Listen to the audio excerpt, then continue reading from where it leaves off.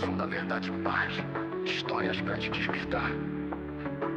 Além do tempo, vem ver o mundo além do que pode crer. Aqui estamos para mais um podcast, Além do Templo, com a graça de Deus. E hoje nós temos um convidado muito especial, é o nosso irmão pastor Alessandro. E o tema de hoje aqui para essa nossa conversa é o pastor fora do púlpito. O pastor realmente fora do templo, como nós estamos acostumados a ver, né? Então sejam bem-vindos, né? E que seja realmente uma conversa aqui, uma entrevista, como nós costumamos dizer, bastante assim, gostosa, leve e que traga edificação para a sua vida de alguma forma, você que está assistindo aí esse podcast, tá? Olá, Alessandro, tudo bem? Tudo bem, reverendo Adriel? Prazer imenso estar aqui com você e com você que está acompanhando, e tenho certeza que Deus vai trazer edificação ao seu coração. Vai ser um momento muito especial, para mim está sendo um momento muito especial. Primeiro, minha gratidão pelo convite. Ótimo. E que seja um tempo muito salutar e abençoado do Eterno para a sua vida, para a vida daqueles que vão nos acompanhar. Que legal, né? Bom, o pastor Alessandro, ele, na verdade, é Alessandro... Do Amaral? Do Amaral? Melo. Melo. Bem melado, 2 L's a frase. Bem melado. Então a gente vai conhecer um pouquinho do Alessandro aqui, né? A fé nem sempre nasce do templo, nós sabemos isso. Às vezes ela começa na estrada, no silêncio, começa no cansaço, né? Como a gente sempre costuma dizer. E hoje aqui nós vamos ter essa conversa agradável, né? E esse é um episódio sobre vocação, desgaste, fidelidade, tá? A gente trabalha isso também. E sobre o pastor quando o microfone desliga. Isso é que é o legal. Essa é a vida como ela é, viu? Isso aí. Então, antes do título, né, de pastor Alessandro, quem foi o Alessandro? Tá? Alessandro antes da ordenação, antes da teologia, antes do nome, né, da nomenclatura pastor. Quem é o Alessandro que nasceu e cresceu lá em Resende, aqui no Rio de Janeiro? Rapaz, olha, vamos voltar para 1973. Meu pai foi morar em Resende, pastor, e ele trabalhava numa empresa, e eu acabei nascendo em Resende. Aos 6 meses, meu pai mudou para Tomé-Açu, no Pará. Poxa. E aí ficamos lá 2 anos e meio, quase 3 anos. Seu pai trabalhava com o quê? Ele trabalhava na Cícero Prado, é uma empresa que comprava eucaliptos para fabricação de celulose, né, papel, essa coisa toda. E aí nós mudamos para lá, mas ele mexia com fazenda, com essas coisas todas, também compra e venda de gado. E meu pai viajava muito. Depois nós voltamos aqui para Barra Mansa, para 3 Rios, e aí fomos para Bananal, a família da minha mãe de Bananal, aqui no interior de São Paulo, que é divisa aqui, né, com Barra Mansa. E aí fiquei até os 10 anos aqui. Estudei na zona rural, aquelas escolas ainda com uma classe só, primeira, segunda, terceira série. E o mais engraçado, pastor, é que chegou no ano de 1984, eu já tinha feito o 3º ano, não tinha 4º ano, eu voltei a fazer o 3º ano. E nesse inteirinho, mês de abril, meu avô faleceu. Ele é de Lambari, no sul de Minas, e meu pai acabou indo morar com a minha avó. Minha avó não queria sair, eles tinham uma fazenda e aquela coisa de idade já, com 84 anos, e ela optou e ele abriu mão de tudo e foi para cuidar da mãe. E aí eu fui para Lambari e vivi em Lambari até os 17 anos. Aos 17 anos eu fui para Brasópolis, onde eu fiz o curso técnico de telecomunicações eletrônica, e aí fui para Belo Horizonte. Eu sabia que em Brasópolis tem esse curso, não achei que fosse só Santa Rita. Não, tem Brasópolis. É porque Brasópolis é pelo estado. Ah, tá. A Santa Rita é particular, a ET. E lá era a ETET, Escola Estadual Tancredo Neves. E assim, dali eu fiquei até 1990, eu fui para lá em 91, com esse processo todo, formei em 93, e fui para Belo Horizonte. Eu ganhei uma bolsa de estudos na Telemig. A escola oferecia para os alunos, os primeiros alunos, e graças à bondade de Deus já abençoava naquela época, e eu fui um dos contemplados e eu consegui. Fiquei em Itajubá 6 meses, depois fui para Belo Horizonte. Depois da minha formatura, e eu tinha um primo, o Ricardo, muito querido do meu coração, ele conseguiu uma ampliação na Telemig. E eu fui para lá. E nesse momento, e eu vou aproveitar porque é fora do tempo para o pessoal conhecer, Eu saí da minha formatura em Brasópolis e fui para Belo Horizonte, 11 horas de viagem num ônibus, e ainda cheguei de fogo lá, pastor. Porque eu bebia da 1 a 51, entendeu? Umas e outras e todas. Eu imagino você bêbado. Misericórdia, não quero imaginar. E aí eu fui para lá, minha tia me recebeu, e minha tia era presbiteriana. Uhum. E a tia Maísa era membro da primeira igreja presbiteriana em Belo Horizonte, reverendo Ludigero. E aí me convidou para ir. Aí eu falei, meu pai, esse negócio de igreja, isso não é para mim não, nunca curti. Ela falou assim, mas você não vai à igreja? Eu falei, vou, tia, em 2 situações. Ela falou, quais? Eu falei, enterro e casamento. Entendi. Ela falou, mas você não vai comigo? Não. Eu falei, vou, para agradar, né? Minha tia era ótima pessoa. E ela me levou para a igreja. Eu comecei a frequentar em 1994, os 8 meses que eu fiquei lá, e comecei a frequentar a igreja presbiteriana. Eu nem sabia das divisões, né, de jovens, adolescentes. E minha prima era mais nova que eu, a Tati, e me levou para a classe de escola dominical e eu acompanhava. Eu tinha 21 para 22 anos e eu na UPA. Fui para o acampamento da UPA. E ali eu comecei a frequentar a igreja e conhecer um pouco. Terminou meu estágio, eu voltei para Lambari. E aí, óbvio, você vê que começou as coisas. Deus prepara tudo. E eu comecei a trabalhar com o Rogério, um amigo meu. Nós fizemos uma sociedade numa pequena empresa lá. E um trabalho que ele me ofereceu, eu trabalhando, mas aí eu trabalhava à noite. E eu não conseguia ir. Até que eu mudei para Pouso Alegre. Por isso que a minha vida é bem nômade. Nômade demais. E aí fui para Pouso Alegre. Em Pouso Alegre, eu comecei a frequentar a primeira igreja presbiteriana de Pouso Alegre. E nesse período, o pastor indicou um seminarista para fazer discipulado comigo. E ele fazia toda segunda-feira discipulado comigo. E eu, depois que terminei aquilo, eu ia para Lambari. Aí conversei com o reverendo Eli, que era o pastor em Lambari, e que eu queria ser recebido como membro, mas eu queria ir em Lambari, porque a minha família morava em Lambari, e foi recebido como membro lá em Lambari. E dia 8 de setembro, que é dia do seminarista. Isso já 1996. Já haviam passado aí 2 anos e meio, quase 3 anos nessa história. Fui recebido como membro da igreja presbiteriana, mas confesso que a minha conversão, e eu falo isso muito para as pessoas, porque às vezes a gente acostuma com a denominação, a gente frequenta a igreja, e você que está ouvindo, talvez assim, nasceu num lar cristão, já frequenta a igreja desde pequeno, você pode até ser membro da igreja, mas eu não tinha tido um encontro com Jesus de verdade. E no mês de abril de 97, minha irmã sofreu um acidente de carro, no dia do aniversário dela de 28 anos. E eu iria com ela para Três Corações, mas aí o meu chefe me deixou de plantão, não pude ir. E ela bateu o carro naquele dia, ela e o meu cunhado, faleceram os dois, no dia do aniversário dela. Misericórdia. Foi um período muito difícil, e a Ju era a minha confidente, a pessoa mais próxima da minha vida, então foi um período de muita tristeza. E eu, durante aquele mês de abril para maio, eu não conseguia nem ir para a igreja. Eu tentei, ia no ponto de ônibus em Pouso Alegre, o ônibus não passava, ia uma angústia tremenda. Até que eu fui para Lambari um mês depois, mais ou menos dia 4 de maio, e o reverendo ali falou assim, Alessandro, hoje tem um missionário aqui hoje na igreja. Ele trabalha e vai contar um pouco da história dele, o trabalho entre os indígenas, aquela coisa toda. E ele, na igreja presbiteriana, você sabe, não é muito comum esse negócio de testemunho, essa situação. Não. Mas vez por outra. Vez por outra, mas ele era um missionário e ele contou toda a história dele. Ao final da mensagem, ele convidou aqueles que queriam receber Jesus para ir à frente. E aquilo fez toda a diferença, dia 4 de maio de 1997. Já membro da igreja, e ali de verdade é o dia que eu marco como o dia da minha conversão. Ali eu entreguei minha vida para Jesus, de fato e de verdade.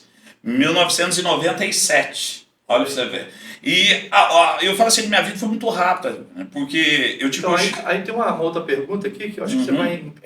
vai encaixar nela aí. Encadear nessa sua linha de raciocínio aí.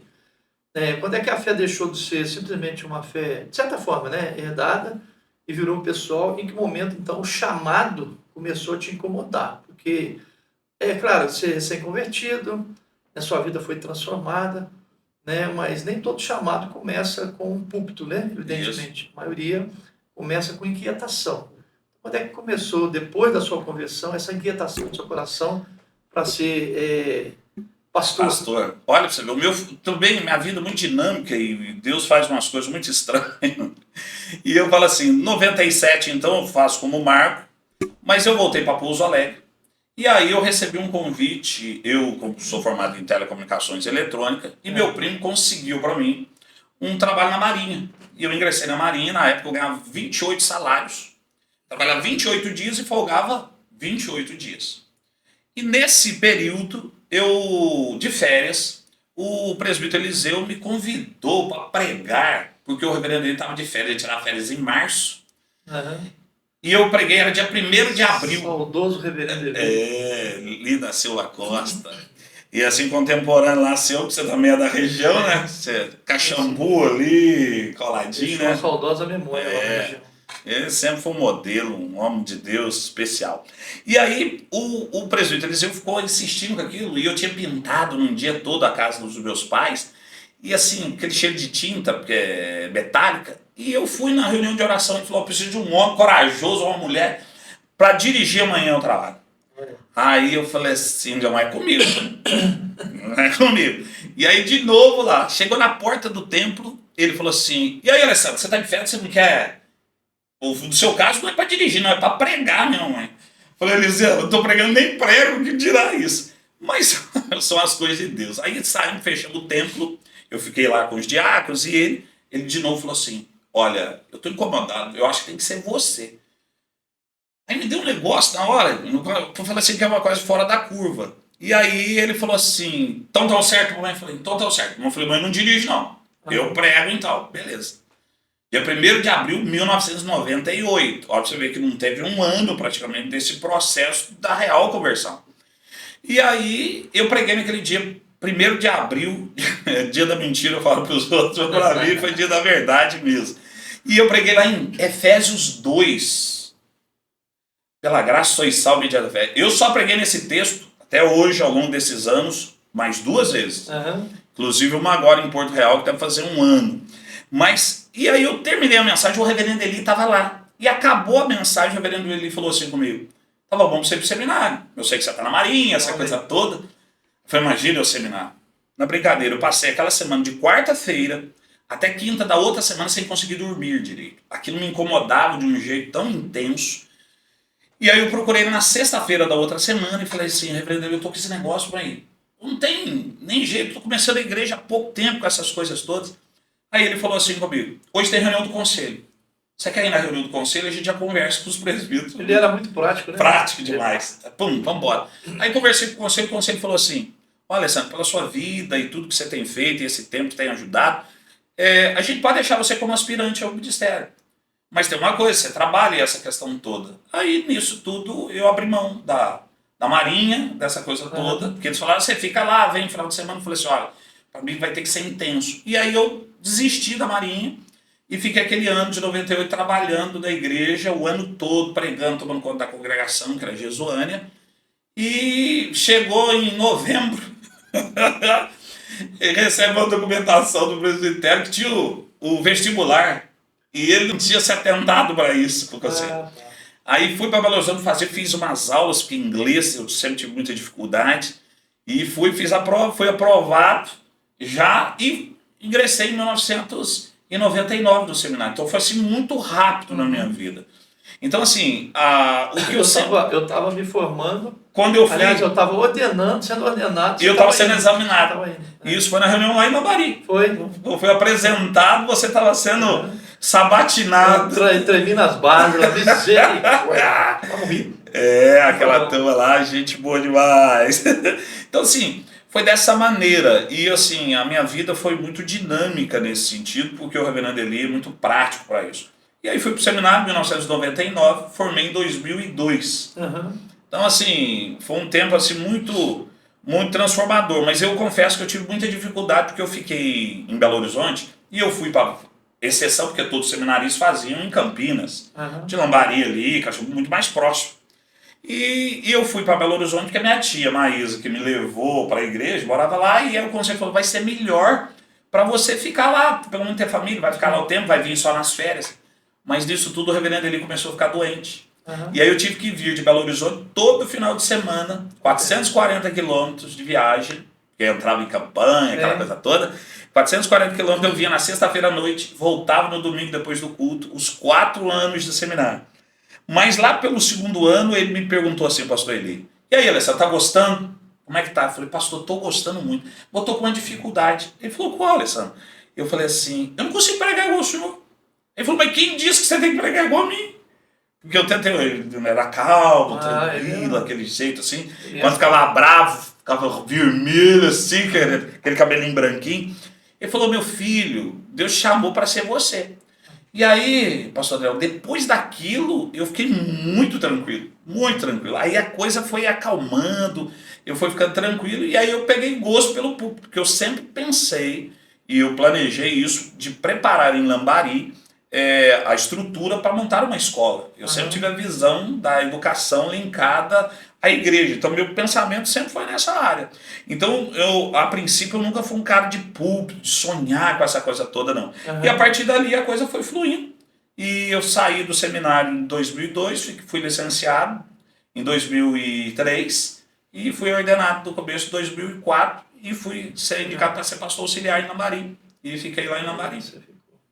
Muito bem. É uma história aí bastante interessante, né, dessa sua decisão, né, quanto ao seminário, deixando uma carreira promissora, por assim dizer, na Marinha, né? Eu tinha uma tia, falando disso, minha tia quando descobriu, e a fé da minha família, do lado do meu pai, toda católica, lá de Lambari, e da minha mãe, adventista do sétimo dia. Poxa vida. Então aí você vê os extremos da situação. E minha avó Maria falava assim, Toninho, essas crianças foram batizadas tudo pagão, por causa dessa questão. Então assim, na escola eu sempre disse que era evangélico, porque eu não queria fazer nada, mas eu sempre fui, desculpa a expressão, perdido na noite. Então naquela bebida, dança, eu fui professor de dança, aí você imagina, forró, axé music, essa coisa toda. Então o nível... Mas você dança até hoje? Não, você é louco, não dá pra mim não. Mas isso foi engraçado, que quando da minha conversão, mas só abri um parênteses, e eu fui pra igreja, no primeiro dia que eu fui em Lambari, olha você vê que eu tinha ido a Belo Horizonte, mas voltei pra Lambari e eu fui na igreja bêbado. Foi a última vez que eu bebi, outubro de 1995, quando eu fui no templo em Lambari. E eu assentei e havia um diácono, o Levi, ele deve ter 1,87 m, e eu era muito franzininho, eu pesava 60 quilos. 60 quilos. Hoje eu tô com 100. Então você imagina o nível. Encorpou, deu um calo pastoral, essa coisa toda. Mas aí o Levi ficou do meu lado, assim, eu assentado no banco, ele do meu lado, o culto inteiro, porque ele tava com medo, porque eu tinha umas histórias muito complicadas, bebia, fazia muita bagunça. Então assim, eu comecei a frequentar a igreja escondido. Eu ia com a Bíblia debaixo do braço, pequeno igual da minha tia, eu ia ficava de costas assim na entrada do templo. Quando eu não via ninguém, eu entrava. E foi assim esse processo. Mas eu parei de beber e parei de fumar no dia que eu coloquei meus pés do templo em Lambari, no dia 24 de outubro de 1995. Você consegue guardar bastante data. Essas datas foram importantes. Eu tenho uma memória, reverendo, muito complicada. Porque eu tenho um problema que eu tive de muitas enxaquecas e que o médico falou assim, minha memória passada, eu vou ter no máximo 10%.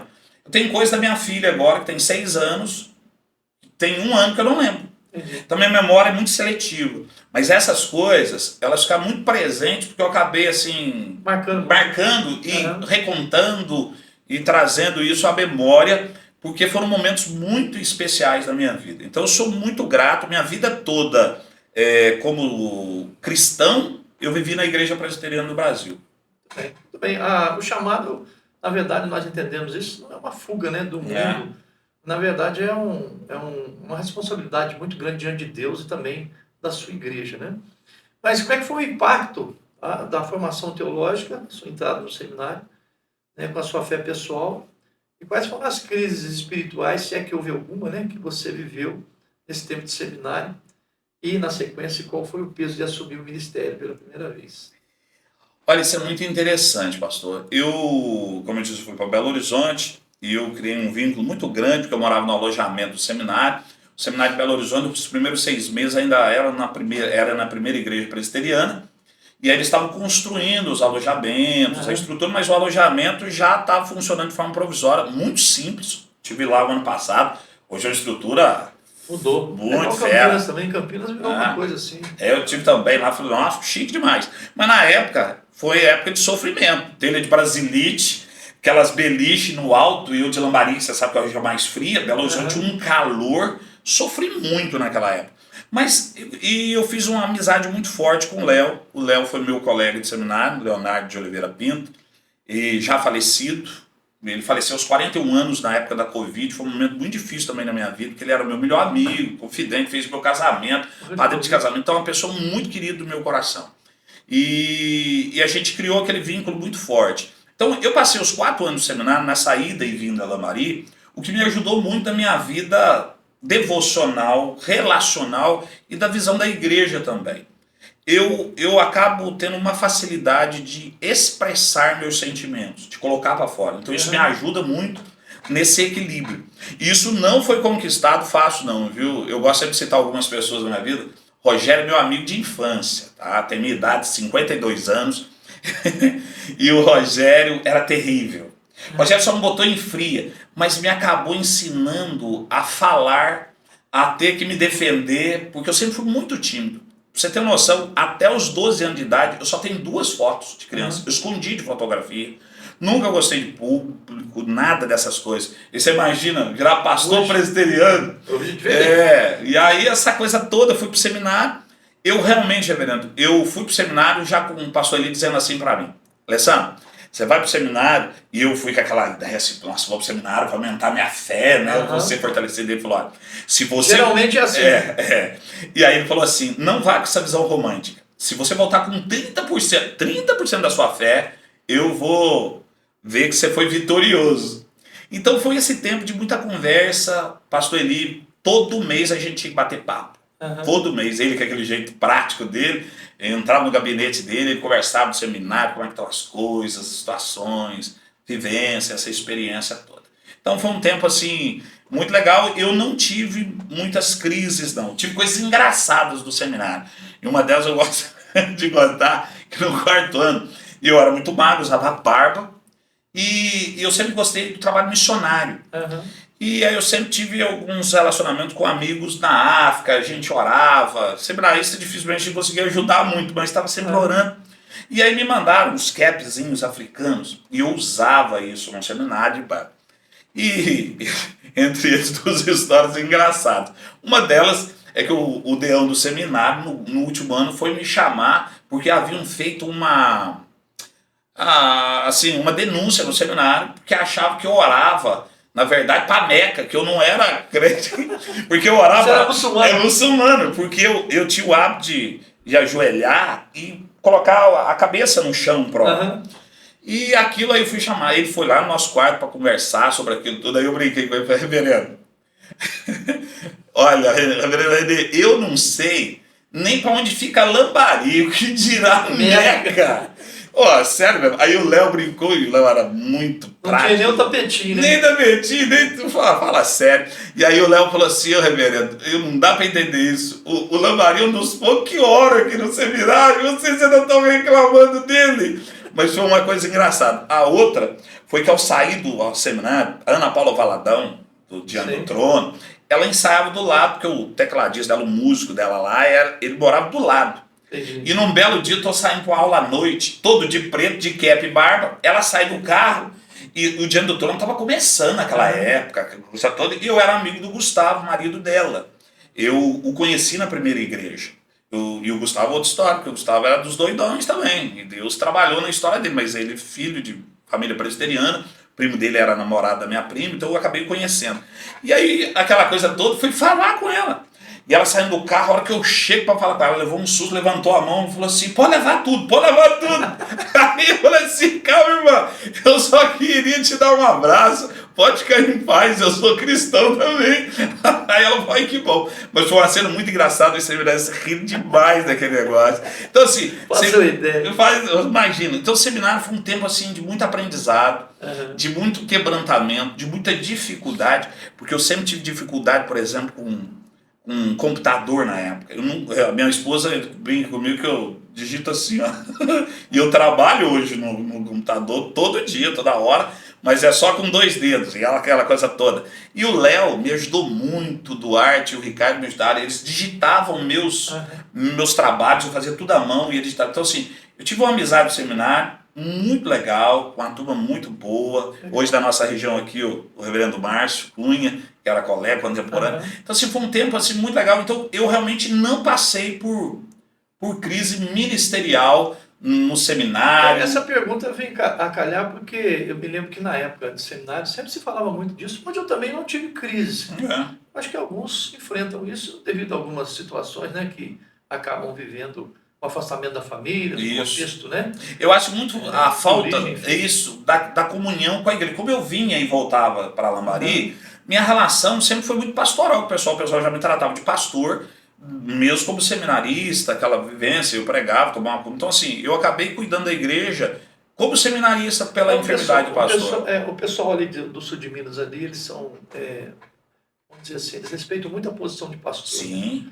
Então, por exemplo, quando eu vou lá, né, a maioria sou um pastor, me chama de pastor, mas eu sou da casa, né? Quando eu vou a Caxambu, então até acho estranho, assim, porque a gente cresceu, eu cresci dentro do contexto lá de Caxambu, da igreja. O pastor, né? Alguns já escracham mesmo, falar Adriel mesmo. Mas, Alessandro, uma outra questão aqui, quando o culto acaba, o pastor volta para casa, né? Convívio familiar e tudo mais. Como é que é a sua vida em casa? Como é que é a sua vida com a Eveline, né? A criação dos filhos, os conflitos com agenda pastoral e família, como é que você lidar com isso? Né? E isso ninguém ensinou a gente no seminário, né? A gente não tem uma aula específica, né? Como lidar com o ministério, gerenciar. Não tem como. E assim, eu quero mesmo aproveitar para pontuar com o pessoal com muita tranquilidade, porque assim, eu pastorei Lambari durante 13 anos ao todo. Sim. Mas acabei tendo um problema, eu fiquei afastado do ministério durante um tempo. Eu passei por uma situação complexa na minha vida, que foi um divórcio. E assim, a Eveline é a minha segunda esposa. Então assim, eu acabei ficando assim um período muito afastado e a gente, se não tiver esse equilíbrio, e hoje eu falo que a gente aprende isso na prática. Eu trabalhava muito em Minas, muito mesmo. Então assim, eu fazia 2 programas de rádio de manhã, fazia programa de rádio à noite, abri 5 congregações, a igreja tinha uma. A igreja cresceu, passou de 140 e poucos membros, 147 quando eu assumi, saímos com 680 com as congregações. Muito trabalho, mas pouca vida devocional. Então eu quero aproveitar essa situação para o pessoal, do Ministério Pastoral, porque às vezes a gente entra num ativismo religioso muito ruim. E assim, graças a Deus, eu sempre tive muito equilíbrio emocional, e isso é algo de Deus. Por isso que eu falei, eu não tive essas crises, essas situações todas. Mas eu quero dizer para você que às vezes a gente é um ótimo pastor, um ótimo líder, mas a gente é um péssimo marido, um péssimo pai, porque a gente não consegue gerenciar isso direito. Então eu passei por tudo isso, fiquei afastado da igreja, à frente da igreja, durante 5 anos. Depois voltei, fui recebido pela Junta de Missões Nacionais da IPB como evangelista. O presbitério aqui me deu espaço para ir trabalhar como evangelista. Fiquei esse período de sabatina todo. E ao todo foram 10 anos de atividade sem estar como pastor, cuidando do conselho, essa coisa toda. E em 2023 eu fui restaurado ao ministério. Mas nunca deixei, eu sempre falo isso. Eu trabalhei nesse período aí numa empresa de lácteos, fui supervisor. E quando vim para cá, o convite do reverendo Pedro, eu tive que deixar novamente uma ótima posição. De carteira não era lá tanto assim, não, porque a gente tinha um salário de 3.600 na época de carteira, mas eu tinha bonificações que chegava a 13 mil todos os meses. Mas eu também tinha, colocou assim 1.000 litros de leite no laticínio, eu recebi R$500. Então nessa época, em outubro até março, meu salário era para mais de 30 mil. E aí o reverendo Pedro me chama para cá, para vir para Bananal. E aí ele foi dispensado da segunda igreja, e Bananal era a congregação de lá, ficou ele sem nada e eu sem nada. E eu vendi terreno, carro, tudo em 2017 para 2018, não recebi nada. Tomei um prejuízo de quase 200 mil naquela época. E vim quebrado igual arroz de terceira. Deus me quebrou bem. E assim, porque eu creio que Deus está tratando com o meu coração.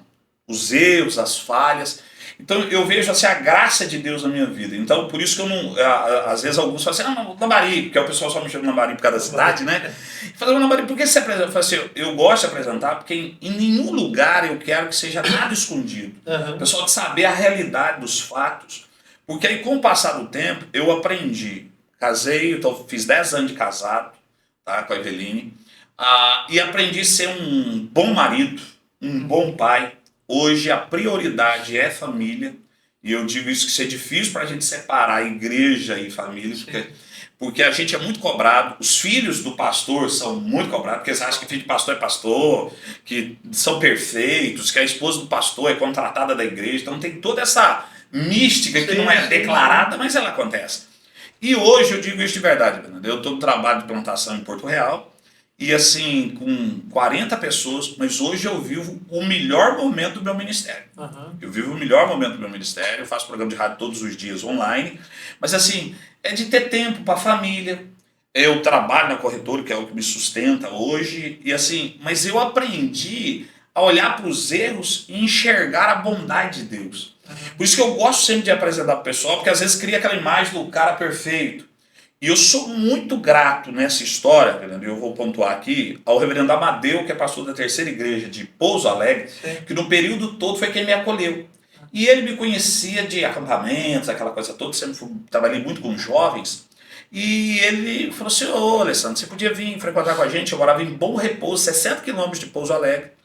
E aí eu comecei a frequentar lá. Fiquei 3 anos frequentando a igreja presbiteriana de lá. Não pude ser recebido nem como membro, o presbitério do meu despojamento, que é lá. E segurou todas as maneiras, mas eu continuei firme. Servindo o senhor, dizimista, envolvido com a igreja, participando. E até que eu fui recebido lá e fiquei lá mais 1 ano e pouco. E depois vim para Bananal. Aí fui transferido aqui para hoje a 8ª igreja presbiteriana, né? Então assim, a gente vai vendo a mão de Deus e o cuidado de Deus. Por isso você que está me ouvindo, e pastor, líder, tome cuidado. Porque como diz o apóstolo Paulo, aquele que pensa que está de pé, veja para que não caia. Então há sempre tempo, e a gente aprende com tudo isso. Toda a disciplina, tudo que eu passei, e o que eu sempre disse, eu fui para a Junta de Missões e o reverendo Mariano falou assim comigo, contei a história, e falou assim, Alessandro, fica tranquila, mãe. Deus é quem reconstrói histórias. Faça seu trabalho, se for vontade de Deus, Deus vai abençoar. E ele falou assim, o que eu gostei muito foi que você saiu pela porta da frente e vem pela porta da frente e não omite essas situações. Porque você sabe que infelizmente há pastores que às vezes passam por um problema, ele muda para uma outra região, é recebido como se nada. Mas eu gosto sempre de apresentar a realidade para que amanhã você que vai ver isso, entenda as nossas fraquezas, as nossas limitações. A gente às vezes tem momentos que você está vivendo, um momento que você precisa de um abraço, de um cuidado, mas você tem que cuidar do outro. Isso às vezes a linha é muito tênue. Minha esposa luta contra a depressão. Então assim, ela é diferente de mim. Eu não sei o que é isso, eu nunca vivi depressão. Mas eu aprendi sobre a depressão vivendo em casa, das lutas, da perda do meu filho, quando nós perdemos nosso primeiro filho. Isso desencadeou essa depressão, que hoje, graças a Deus, está muito bem. Mas foi um período difícil. A perda do Benjamin a deixou muito abatida. Então foi um período muito complexo. E a gente vive as dores, mas a gente vê como a igreja faz bem. Por isso você que está me acompanhando.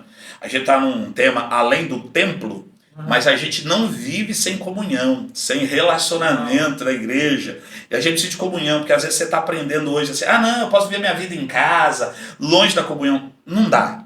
O que ajuda a gente a segurar esses momentos é a vida de comunhão com Deus, leitura da palavra, oração, a comunhão com os irmãos, mas os aprendizados que a gente tem ao longo dos anos. Na verdade, o entendimento deve ser que o templo, na realidade, é um reflexo daquilo que a gente já vive fora dele.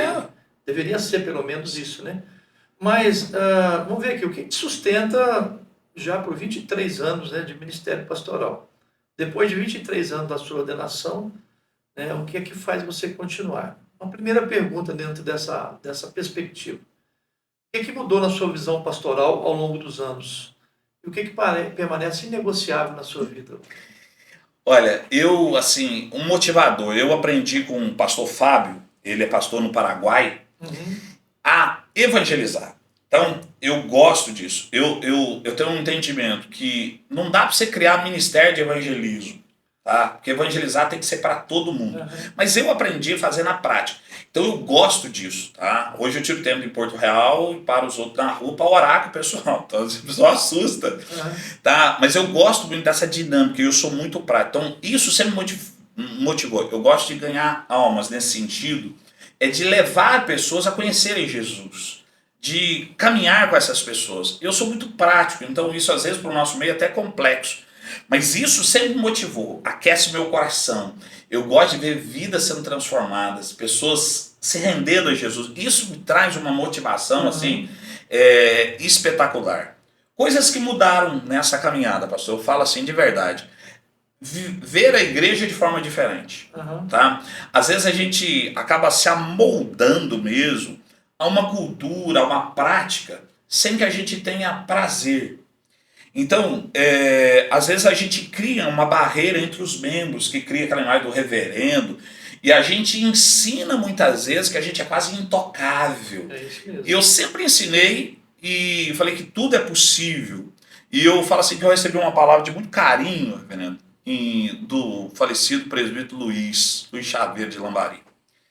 E eu fui a Lambari depois de um tempo, e com todo o problema que eu tive, e ele foi discipulado por mim, foi recebido. Então assim, a gente tinha muita história, ajudei muito na família. E aí cheguei um dia lá em Lambari, e ele veio correndo atrás do carro, e eu pensei, falei, poxa, Alessandro tá longe do ministério, a situação, o cara vai vir me dar aquele sabão. E aí eu parei o carro já assim, orando, falei, Senhor, me ajude. E aí ele veio, me deu um abraço, falou assim, que saudade, pastor, você não vai ser meu pastor. Aí eu fiquei assim, desarmado, porque ele era muito conservador, mas ele falou assim, o senhor sempre ensinou que o cair é do homem, mas Deus não deixa a gente cair, ele estende a mão para nos erguer. Sim, claro. E aí ele falou assim, olha, eu sei que houve erros, que houve falhas, mas aquilo que o senhor fez foi muito mais importante do que o erro. Cara, aquilo me ajudou de uma maneira, você entender realmente que quando você semeia isso no coração das pessoas, as pessoas vão te respeitar e vão te amar, ainda que elas não concordem com certas decisões, que não entendem o que está acontecendo dentro das quatro paredes. Então assim, eu não gosto de justificar, eu falo assim, as decisões são tomadas e a gente é responsável por elas. E eu entendi isso, que a gente precisa mudar isso na visão da igreja. Hoje, a minha leitura para a igreja, ela precisa ser muito mais prática. Eu converso sobre teologia com minhas ovelhas, eles precisam entender isso, que um cristão que nasce de novo, que foi selado com o Espírito Santo de Deus, que foi batizado com o Espírito Santo de Deus, porque se você é de Deus, se você é de Jesus, você é batizado com o Espírito Santo. Não tem que ter o que muita gente acredita, manifestações, essa coisa toda, não. É vida com Jesus, você tem que estar ligado à videira. Então isso é permanente. Isso precisa levar esse pessoal até a certeza, a convicção que você que está me ouvindo precisa ter da paz, a certeza que você é de Jesus. A segurança que a gente tanto fala sobre perseverança dos santos, mas de forma prática. Então o pessoal precisa entender isso. E como eu tenho trabalhado muito isso com o pessoal lá, é igual o trabalho, você que trabalha, por que você trabalha? Porque às vezes as pessoas falam assim, eu trabalho para ganhar dinheiro, para sustentar minha família. Ok, mas isso não é prioridade. Você trabalha e eu trabalho para a glória de Deus. A gente faz para o Senhor. Então quando a gente muda essa visão de ser mais prático e de ensinar teologia para o pessoal com naturalidade, de entender que o dia que a gente morrer, nós vamos para Deus, nosso espírito volta para Deus, mas que ele vai voltar um dia que nós vamos ser ressuscitados, vamos viver em um corpo glorioso, isso é só na eternidade. Então essa promessa de que o crente aqui na terra não tem sofrimento, não tem, isso é conversa, é balela. Então isso me fez mudar a visão da praticidade do evangelho, de entender as necessidades das pessoas, porque como você bem disse, o pessoal lá de Caxambu vai te respeitar como pastor, uns você e Adriel, porque são próximos, mas eles olham para você como um referencial. Com certeza. Como um referencial. E isso faz muita diferença, pastor. Faz muita diferença. Então, assim, eu quero que as pessoas relembrem o Alessandro, não apenas pelo púlpito, mas pela vida, pelo testemunho. Porque isso é importante o pessoal entender. E eu aprendi uma coisa a duras penas. Que a primeira impressão não é a que fica. É a última. Minha última impressão em Lambari não foi boa, pastor. Não foi boa. E isso acabou atrapalhando com algumas pessoas, é óbvio. Mas assim, aquelas pessoas que caminharam e que hoje estão com o Senhor e que louvado seja Deus, eu falo sempre isso pro pessoal. Eu sempre gostei de duas coisas, eu sempre gostei de fazer sepultamento e casamento. Parece engraçado, né? Mas eu gosto. Eu tenho casamento eu não gosto, mas sepultamento eu não gosto muito não. Eu gosto por causa da oportunidade. Sabe assim, é um momento. Eu já cheguei a fazer 5 sepultamentos num dia só. É um negócio complexo. Já, como você com certeza, às vezes Fiz casamento e tinha que fazer sepultamento no Sim. mesmo dia, batismo, essa coisa toda. Então a gente vive com as emoções lá no alto e lá embaixo. Então, assim, o pastor, ele precisa estar muito preparado para isso. Qual é a motivação do coração da gente?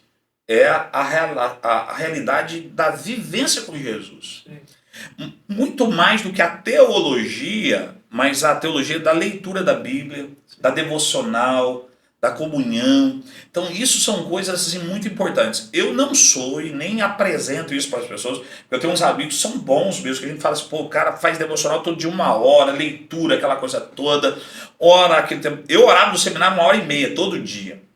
Todo dia.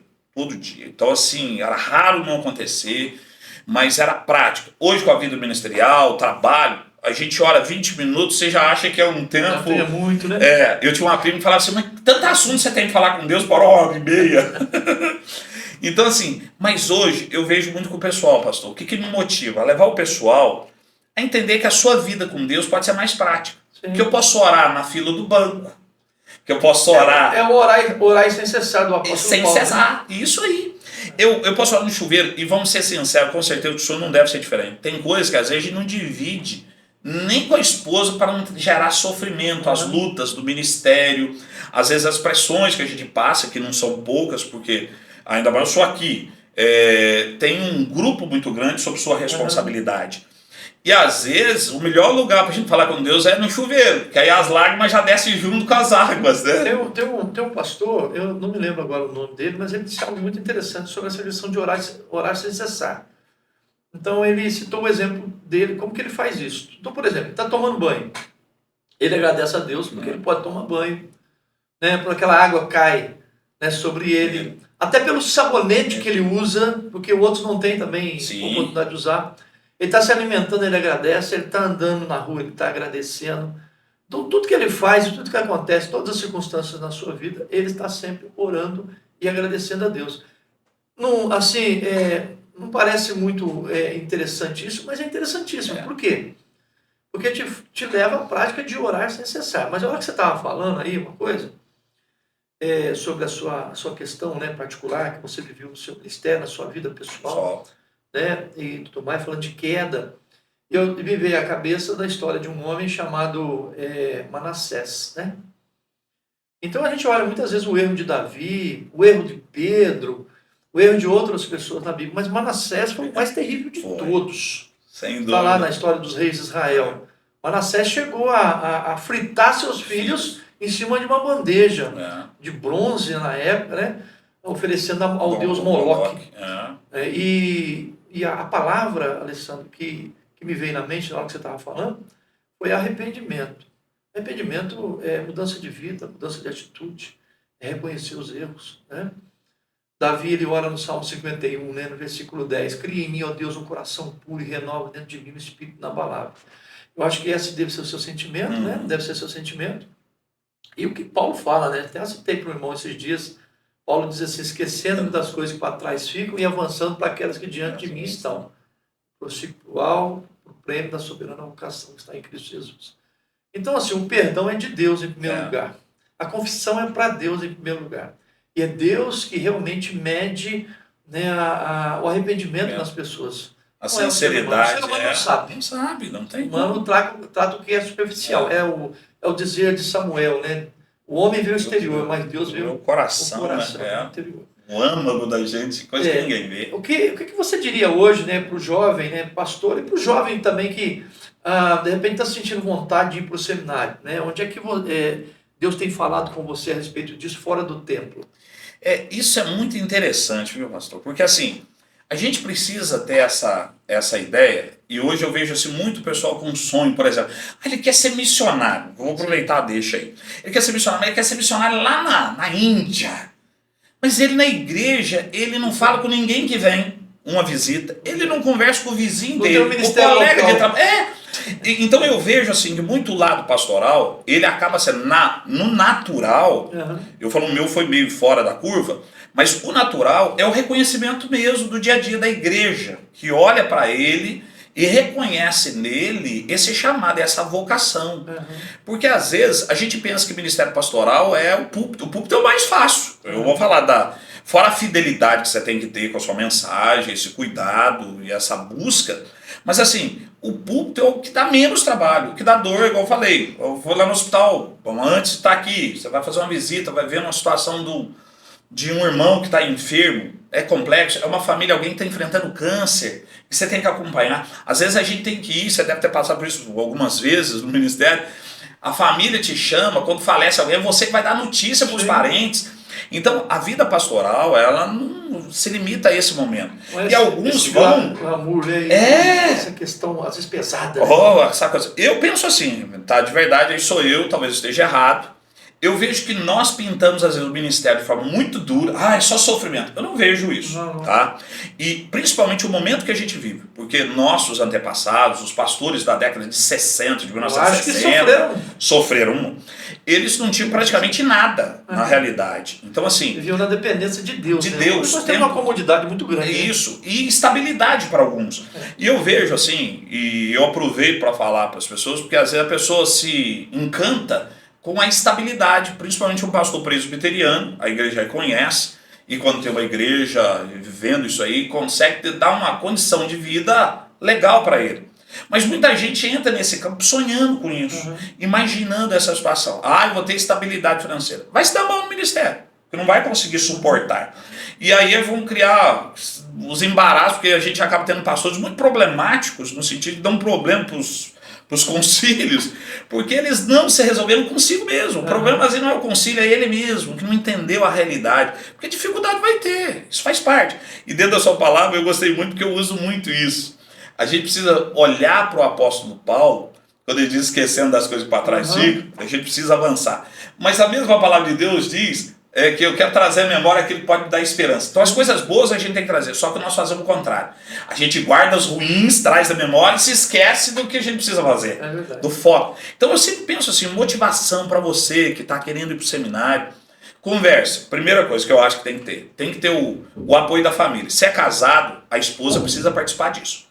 Porque não dá para alguém ir para o seminário sonhando que a mulher depois vai aceitar, porque vai ter um problema.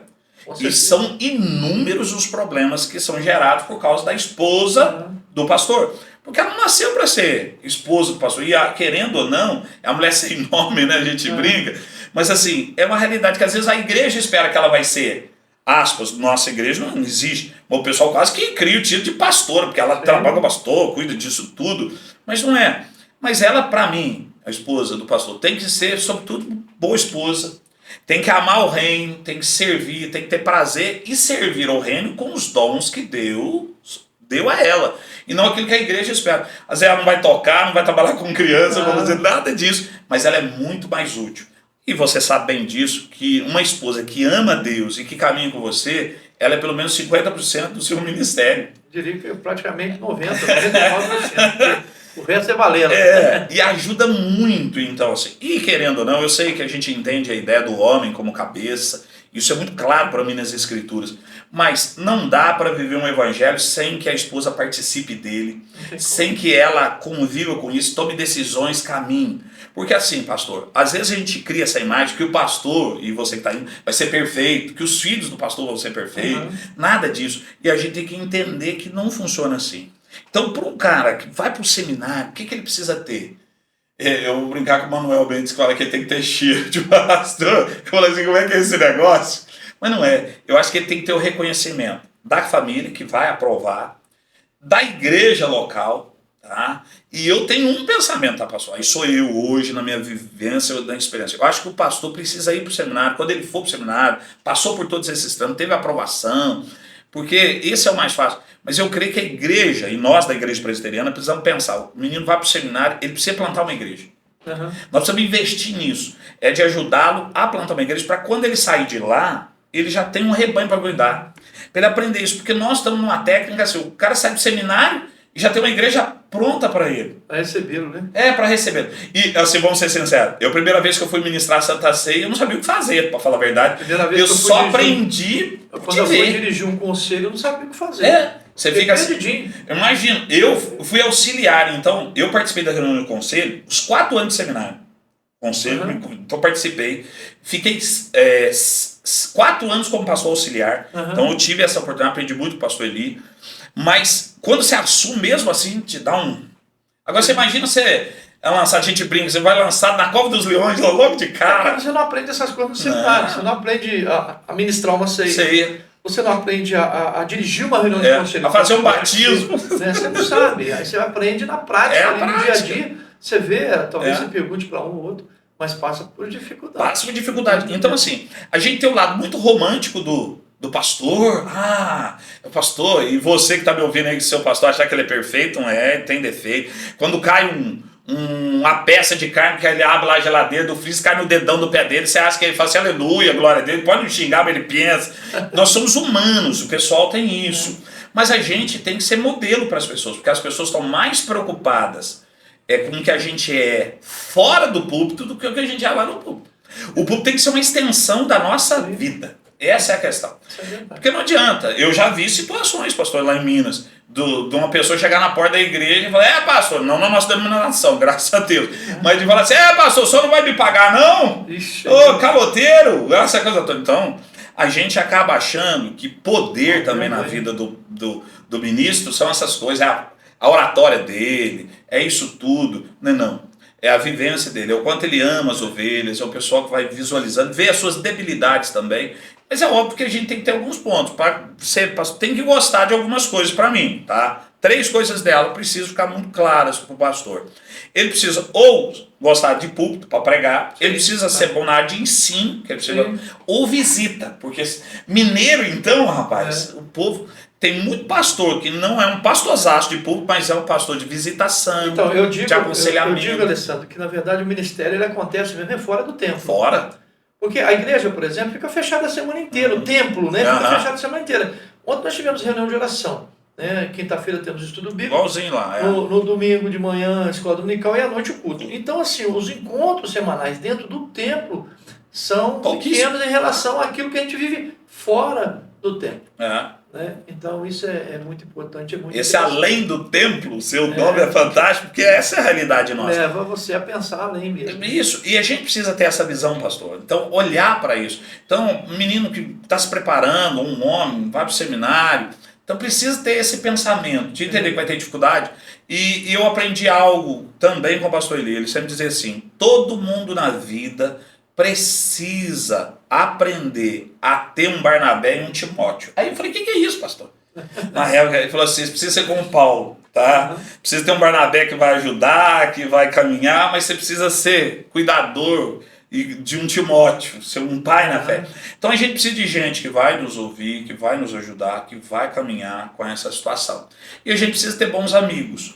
Aí num passo importante, a gente precisa ter algumas pessoas de confiança nossa, para abrir o coração. Porque o ministério pastoral se torna muito solitário, porque a gente também a gente se isola. Se isola. E a gente tem dificuldade de se abrir e falar a verdade, falar das nossas lutas, das nossas crises, dificuldades que a gente tem. Porque assim, a gente não tem crise existencial com a gente, mas a gente tem problema com filhos. Filhos que se afastam dos caminhos do Senhor. Tem outras da doença financeira. Tem. Então você tem muitas questões. Então assim, essa realidade que é importante. E aí tem a questão cultural também, pastor. Por exemplo, eu em Minas... Eu vivi lá o tempo todo praticamente, a igreja de Lambari é minha, meu coração está lá e amo demais a igreja. Mas assim, a gente vive experiências diferentes. Por exemplo, aqui eu já costumei em Porto Real, eu vou na casa dos irmãos, às vezes eu saio de bermuda e vou na casa dos irmãos. Minas, a gente nem saía de bermuda. Não, conservador. Não saía nem de bermuda, não era prático. Então aqui é comum, então a gente se adapta também ao meio, à visão das pessoas. Se bem que aqui no bom não, tá? Conservadorismo. Aí, viu? Você tá mais certo. Mas a minha turma pra lá, e o mais engraçado é que o pessoal, meu público lá em Porto Real, eu brinquei com a turma, que quando o Botafogo foi campeão, foi a felicidade da igreja. E aí eu brinquei que Barra Mansa estava quase interditado de tanta camisa do Botafogo que eles lavaram lá na naftalina. Aí sim. Foi bonito. Aí eu brinquei com o pessoal, porque a minha turma toda, lá quase todos são botafoguenses. E o pessoal mais de idade. Então, às vezes, e eu sou mais espalhafatoso, mais moderno, aquela coisa toda, mas a gente encaixa bem. O que eu acho assim, que o pastor precisa ter bons ouvidos para ouvir bem as pessoas, precisa ter lideranças fortes. E eu falo assim, eu aprendi muito com uma pessoa querida do meu coração que já faleceu, o presbítero Miqueias Canelhas, que você... E ele era um pastor comigo, sempre foi. Ele cuidava da igreja, via quem não está vindo, quem precisa de visita. A gente precisa dessas pessoas dentro da igreja. E os presbíteros que estão me ouvindo precisam ser esse tipo de pastor. Porque você precisa pastorear junto com o reverendo Adriel. Precisa dessa ajuda para sentir as necessidades da igreja, porque o fora é o que vale mais a pena. Não é só o aqui, essa coisa toda. Então eu vejo assim, se alguém que está sonhando com isso agora, está almejando a melhor coisa. É muito bom, é gratificante. Eu não trocaria nada. Meu sucesso lá na Marinha, pelo que eu sou e o que eu vivo dentro do Evangelho. Um outro engano que as pessoas têm, que acham que pastor fica rico. Dentro da nossa denominação nunca vai ficar rico, tá?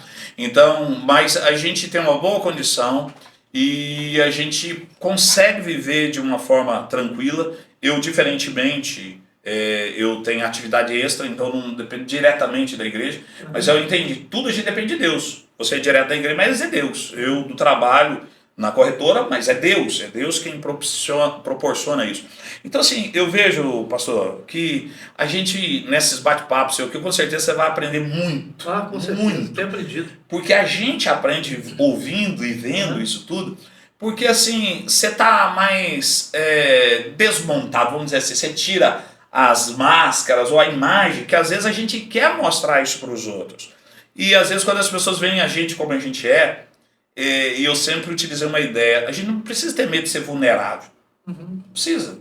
A vulnerabilidade, as pessoas têm medo de mostrar sua fraqueza. Isso, E eu acho que, eu creio, de verdade, pastor, que o pessoal se aproxima mais de mim hoje, e essa foi uma coisa que mudou muito, por eu expressar as minhas fragilidades. Porque o pessoal fala assim, nossa, ele é gente como a gente, como eu. Então, o pessoal já não espera grandes coisas nesse sentido. O pessoal ainda cria uma mística, vamos ser sinceros. Eles ainda acham, mesmo na nossa denominação, que a minha oração é mais forte que a deles. No sentido de parece que tem poder. Não, o pastor precisa orar por... Sacerdócio universal do santo. Daquela irmãzinha, né, que eu fui visitar uma vez lá em Minas, lá em Boa Esperança, e aí foi um presbítero comigo. Aí eu pedi para ele orar, ele orou, né, no final da visita, e aí quando ele terminou de orar, ela falou assim, mas o senhor não vai orar? Eu falei assim, mas o presbítero já orou, irmão. Não, mas eu quero ouvir a oração do senhor, porque o senhor está mais perto de Deus. Aí ele me olhou, o presbítero olhou com uma descrença, sabe? Eu falei, não, tudo bem, então eu vou orar pela senhora, tá? Que eu tenho esse pensamento. Então, a ideia faz parte. É isso mesmo, doutor. O pessoal cria essa imagem. A fé até tem uma frase bastante interessante, né? Que a fé, ela não grita, ela permanece. Né? Então nós temos que entender isso realmente. Nós estamos vivendo um período aí muito interessante, Alessandro, que vamos entrar assim no mérito da questão, né? São as mega igrejas, né? Está em voga hoje, a gente vê falando na internet. Mas um dia desse eu estava vendo a transmissão de uma das nossas igrejas aqui do presbitério, né? E bem pouquinha gente na igreja, né? Nas igrejas de bairro aqui de Barra Mansa. E aí eu vi assim, como eu conheço as pessoas lá, falei, na verdade tem uma mega igreja, né, que existe, tá? Além dessas mega igrejas que a gente vê nos grandes centros, né? Que existe e que está sendo pastoreada por homens fiéis, dedicados, homens com corações arrependidos, né? Homens que têm vivência com Deus e que têm feito assim muita diferença na vida das pessoas. Então eu acho que a experiência vou entrar no mérito da questão também, mas a experiência de um pastor de uma comunidade pequena, como é o caso de Porto Real, como é o caso de tantas igrejas do nosso presbitério, do nosso sino também, né? A experiência é muito mais assim, eu diria, profunda, né, em relação ao convívio, né, pessoal com a igreja, do que esses pastores de mega igreja que não conhecem os seus membros, não sabe quem, porque cada dia chega uma pessoa nova que vai procurando uma novidade, vai para ouvir um grande pregador. É nosso sonho que a igreja cresça, mas talvez se torne um grande pesadelo. Isso. Esse é um ponto complexo. Eu falo assim, eu acho que algumas igrejas grandes e que Deus tem abençoado, quando ela tem a visão missionária, e eu creio que ela para plantar a igreja, eu acho legal.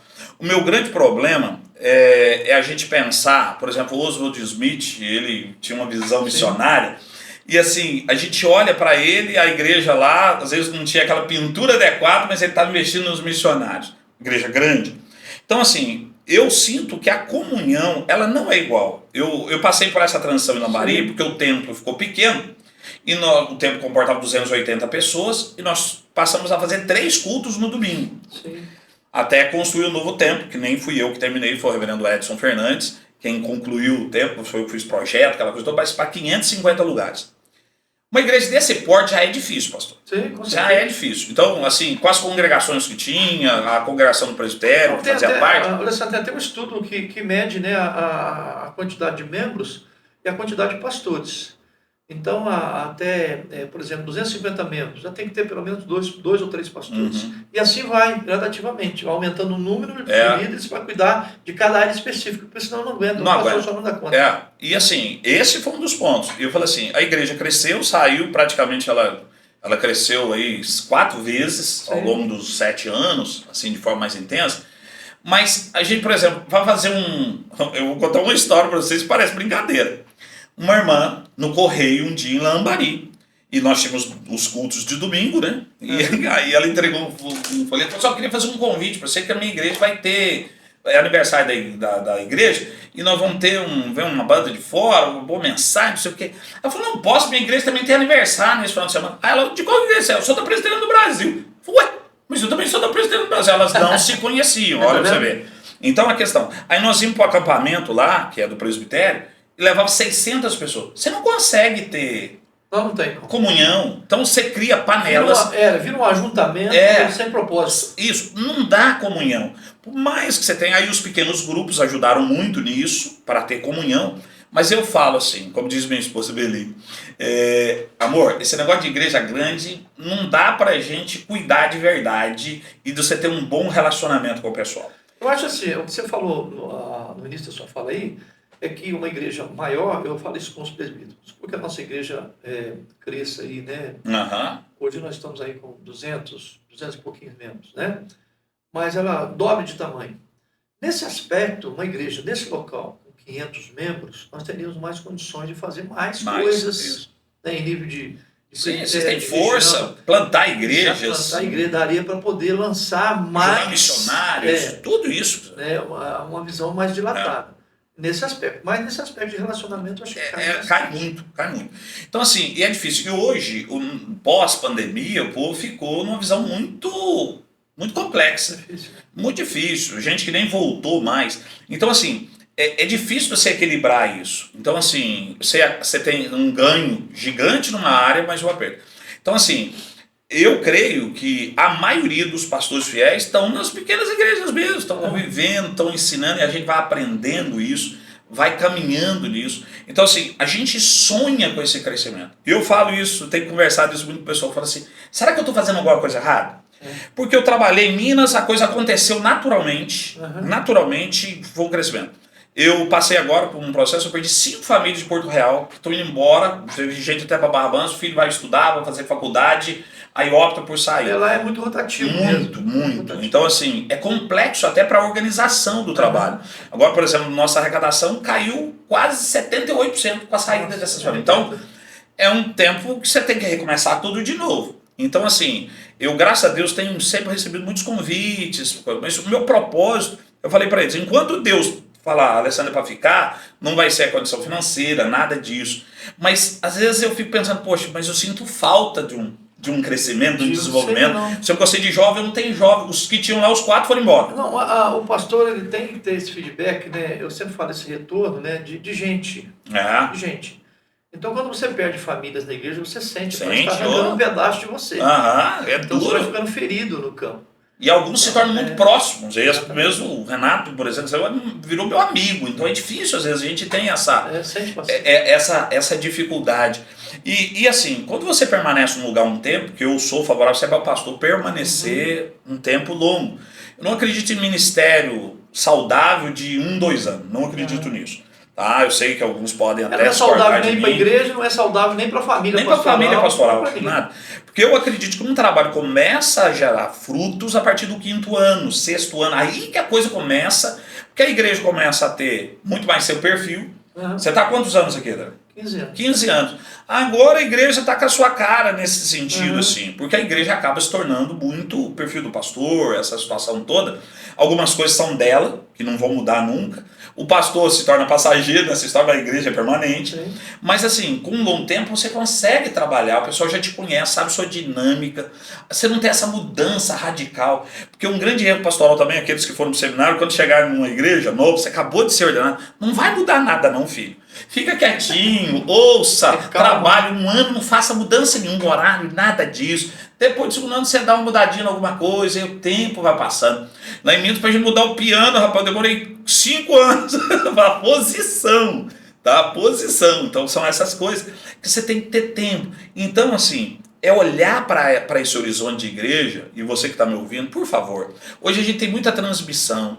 Eu sei que tem pessoas espetaculares na igreja. Eu sou admirador profundo do reverendo Ronaldo Lidório. Talvez seja o cara que mais me chame a atenção dentro da IPB.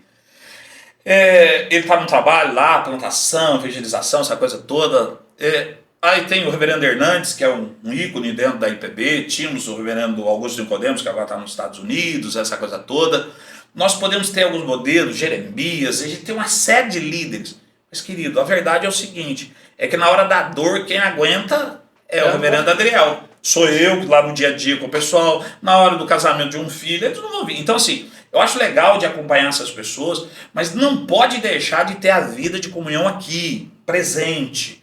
Você que está me ouvindo fala assim, mas eu sou igreja onde quer que eu esteja. Desculpa, querido, você só é igreja na comunhão. Tá? Só na comunhão. Você tem que estar ligado à videira. Não tem jeito, não tem como, tá? Então, pastor, o grande desafio nosso é a gente falar, e por isso eu estou gostando muito dessa sua atividade, desse podcast, essa forma, porque a gente precisa comunicar aquilo que a gente tem de bom. Porque, infelizmente, a gente tem muita gente ruim fazendo sucesso.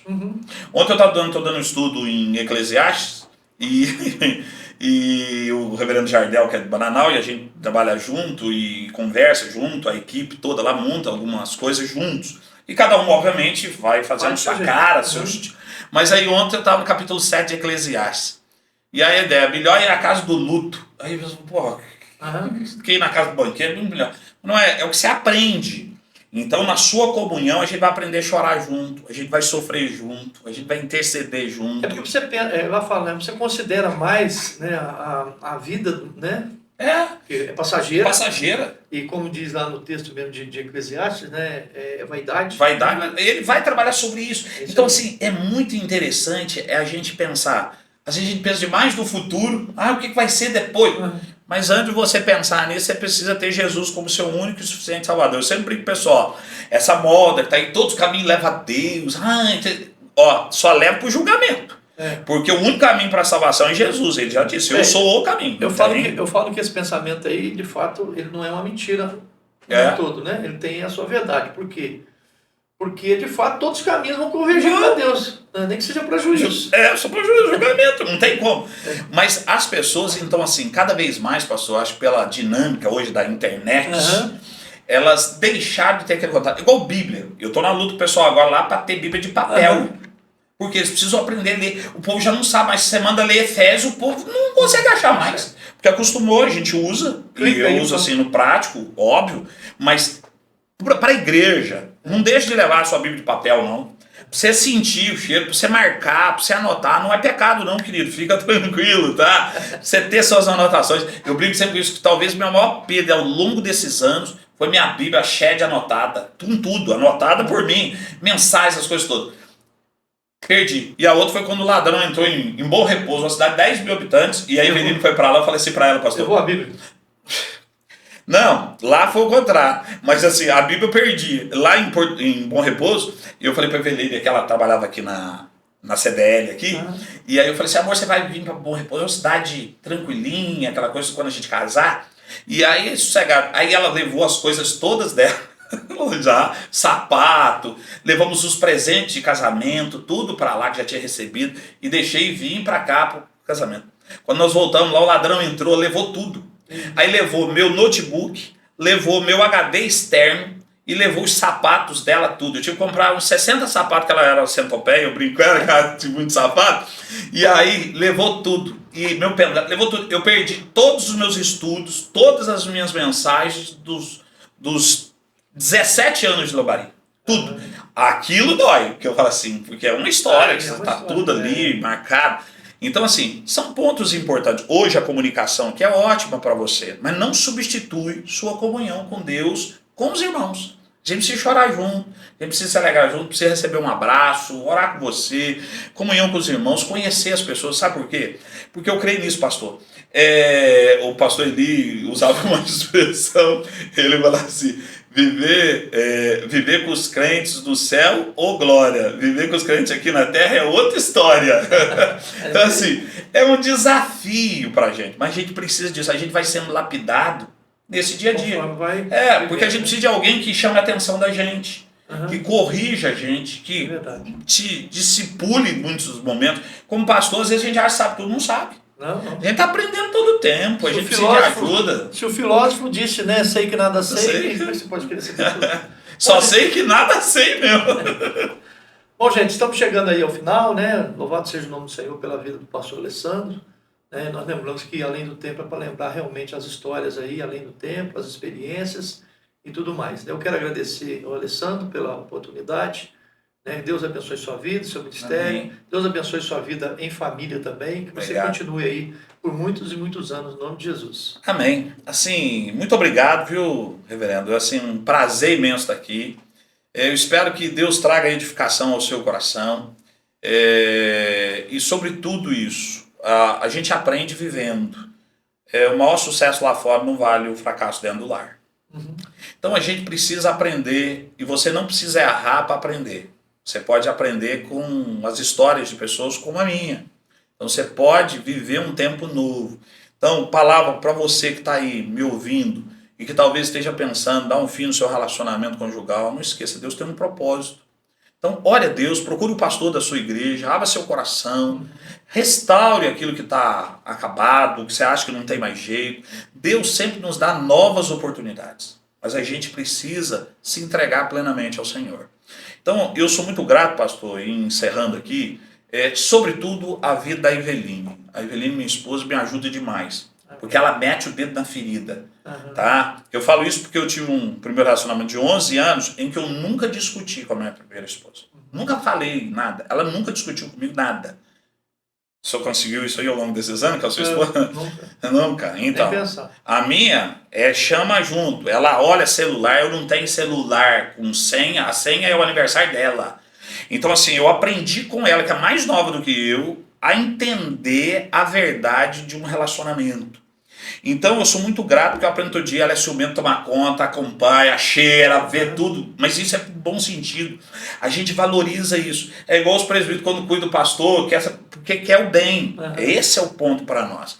Então eu sou muito grato a isso, e eu gosto sempre, em qualquer lugar que eu vou, eu falei já do pastor Amadeu, o pastor Amadeu foi o cara que me estendeu a mão no momento mais difícil, um pastor muito conservador, e que eu aprendi muito com ele, e eu melhorei porque eu era mais agitado, mais voroso. E eu aprendi com ele nas questões litúrgicas, muita coisa, e a gente dá um passo atrás, sendo grato a Deus por isso.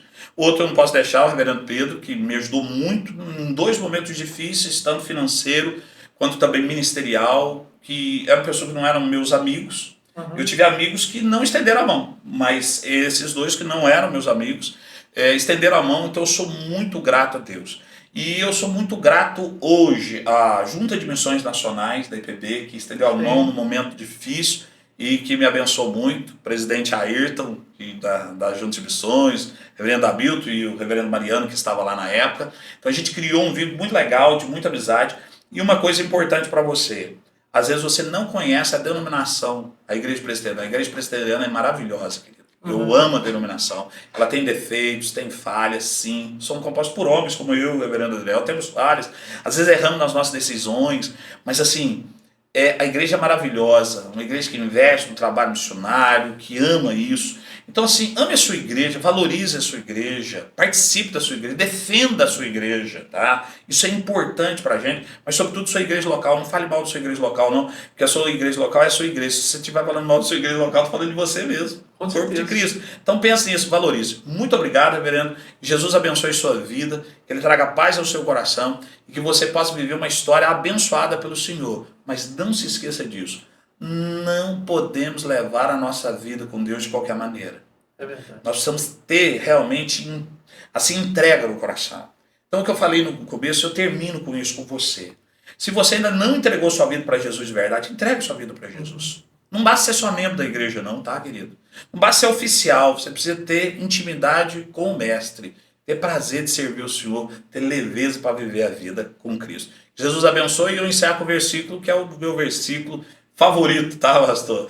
E eu gosto muito, mas como está escrito, nem olhos viram, nem ouvidos ouviram, e nem jamais penetrou em coração humano o que Deus tem preparado para aqueles que o amam. Deus te abençoe, mostre do santo, que Jesus seja contigo. Amém. Olha só, se esse podcast, né, se esse momento aqui desse episódio falou com você, compartilhe, passe para alguém, né, porque talvez, quem sabe essa pessoa, né, está precisando ouvir uma palavra dessa que você ouviu aqui, e principalmente para ela saber que ela não está sozinha, seja fora ou dentro do templo. Isso. Seja no templo ou além do templo. Deus abençoe você, até o próximo episódio, em nome de Jesus. Som da verdade, paz. Histórias para te despertar.